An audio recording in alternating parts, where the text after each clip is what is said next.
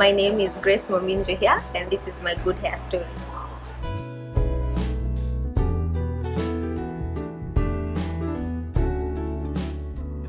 I was fine with having my hair straightened for a very long time, and the main reason why I decided to go natural was I went to a salon, and the lady pretty much in the process of relaxing my hair burnt an entire section, and I think she was afraid to tell me, so she didn't tell me, and my hair was pretty long, so I'd always just hold it up in a ponytail. I didn't know anything was going on until I had to get it plaited, which happens, I think, when you relax your hair every 6 to 8 weeks, so you have a bit of growth, and so during that process, when now my other hairdresser told me I don't have hair, like a huge chunk of my head was just growth only, and the relaxed part had cut off. And I think for me it was more of, I had to take a step back and think about how my hair was as a child. It was perfectly fine,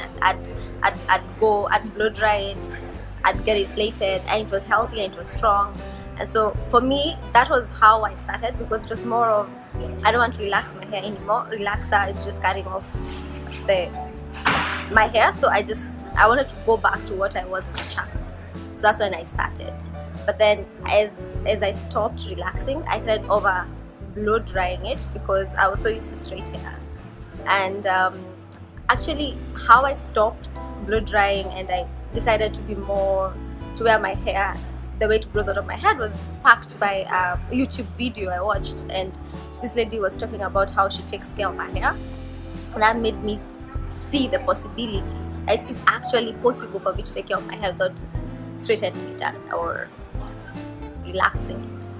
And that was the beginning of the journey, and now we're here.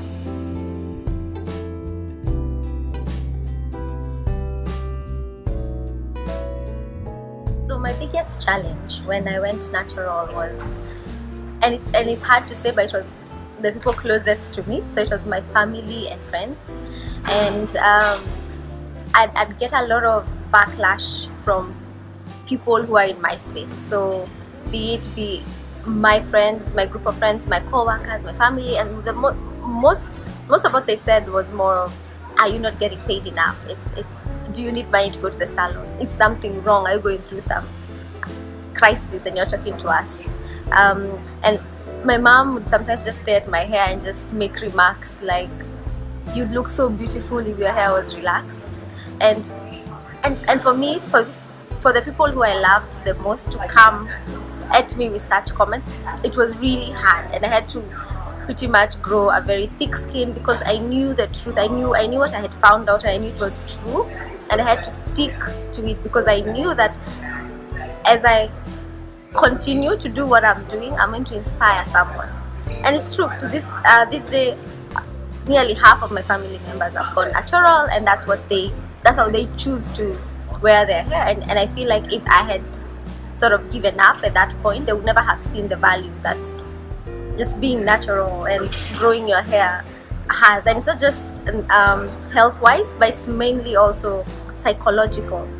You start seeing yourself as beautiful the way you are. So it's more of an intrinsic beauty. Who am I without how I have been taught to be? Who am I with my hair very curly or locked? So that has been also a huge lesson for me, just to accept myself the way I am. And with my locks, the one thing that I learn daily is that they are all the same, but they grow very differently. So in their imperfections, they make something perfect. So that's what they teach me every day. Every day I'm taking care of them. Yeah.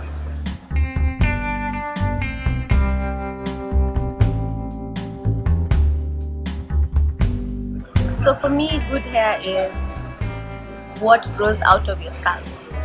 So if you are black or Indian, I don't know, whichever race, whatever grows out of your head, that is your good hair. And the reason I say this is because there is a reason why God decided that is what is going to grow from your head. So For me, that is good hair. So may it be very curly, very coily, straight, wavy, as long as it's yours, or yeah, as long as it's yours, and that's the hair, that's the good hair. There's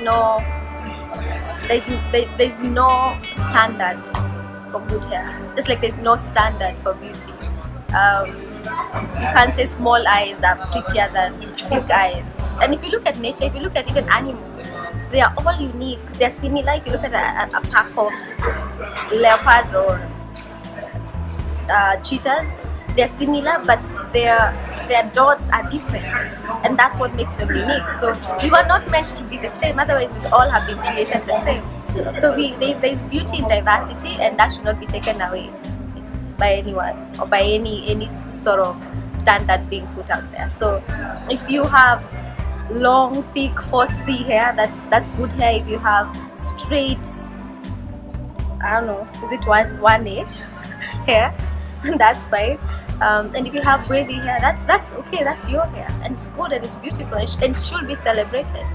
But you have to be the one to celebrate it first for people to see it. So that's where confidence starts from, within you, and then now people around you can say it.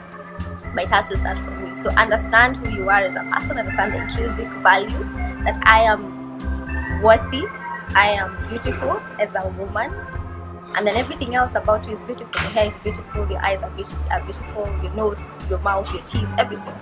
But it has to start from the inside.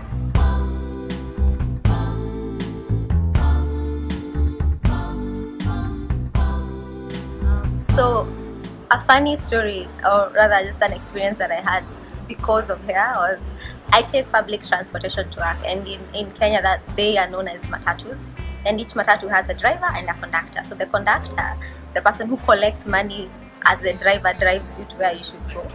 So the conductor came and asked me very nicely, and he wasn't being mean, he wasn't trying to make me feel bad, and he asked whether if I needed money to go to the salon to get my hair done. I didn't even get mad, I just laughed, because it showed me how we have been conditioned as a society to believe that there's a specific type of professional hair. And I think for this man, he was like, oh my god, this poor girl, this poor small girl, I'll save money, I'll give it to her to go to the salon and get her hair done. And I think that's a reflection of where society is, and what kind of mindset that we have in terms of sort of white sort of beauty standards are better or more professional, until this person working in the informal sector can clearly see that I'm an anomaly in the, if I can say, formal sector. So